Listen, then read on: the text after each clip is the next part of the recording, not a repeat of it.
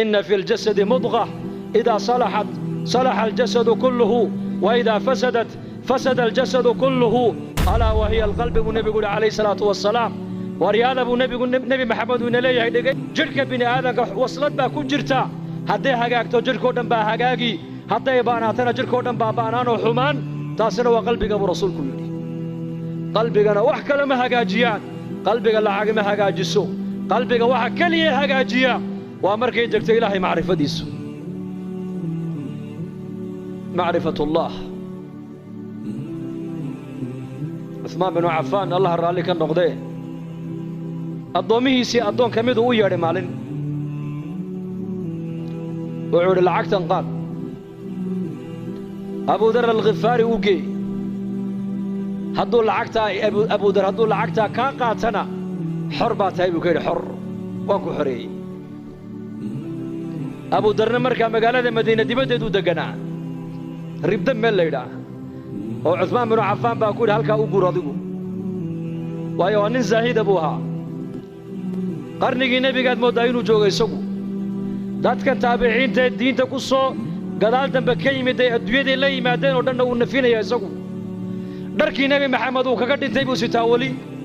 عريشك نبي محمد وكوغانا وقلا عنتدي عهدي نبي قو نبي قال لعنين ولي وعنا يسوغو أبو ذر الغفاري رضي الله عنه marka ninkii adoonka lacagtii buu la soo orday meesha ma soo dhiganin baa lacag diidi kara soo salaama hinde man baa lacag diidaya waska jecelahay oo yimiday oo salaamay wuxuu amirkii muuminiinta Uthman baan salaan kaaga sida waan ka qaaday bal waran isaga ka waran daar al khilaafa ka waran masjidii nabiga ka waran muslimiinta xalqooga ka waran markuu uga waramay ayuu yiri lacagtana uu soo dhiibo wuxuu yiri Abu Dar u gee lacagtaas markaasuu maxaan ka dhigaa wuxuu de haw kaalmeystay adduunyadiisa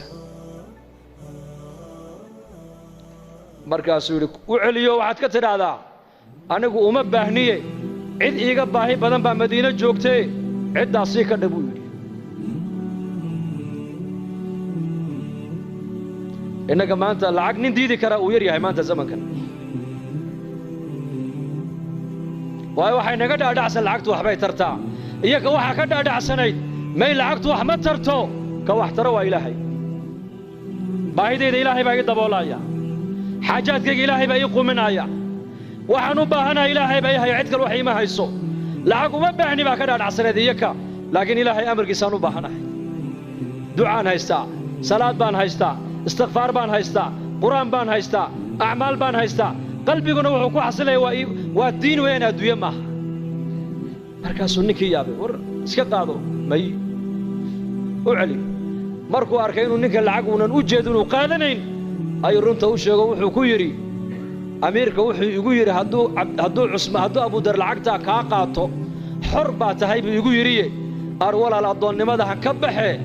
xoreeyo lacagtan iga qaado buu ka yiri markaasuu ka qaadan maayo waxaad doonto akhri markaasuu origa qaado oo ina xariiso maxaan kuugu naxariistaa haddaad lacagta iga qaadato waan xoroobay buu ka yidhi wuxuu ku yidhi Abu Dar dhegayso hadalkuu ku yidhi eeg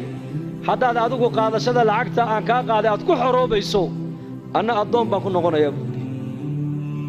marka halka adoo aad ka baxday inaan anu galo ma jecli buu ka yidhi anu addoon xor aan ahay buu xor bas ninkii lacagta isagoo wada Cusmaan u keenay wuxuu waad ogeyd markaad igu lahayd hadduu lacagta ka qaato xor baa tahay waad ogeyd ninkan inuu yahay nin aakhiro nin adduunyo u jeeda maaha Abu Dar al-Ghifari lacagta daliil mayno ha shaqaysan qofka muslimka lama leh laakiin adduunyada gacanta ku hayso diintaadii aakhiradaadana qalbigaaga ku hayso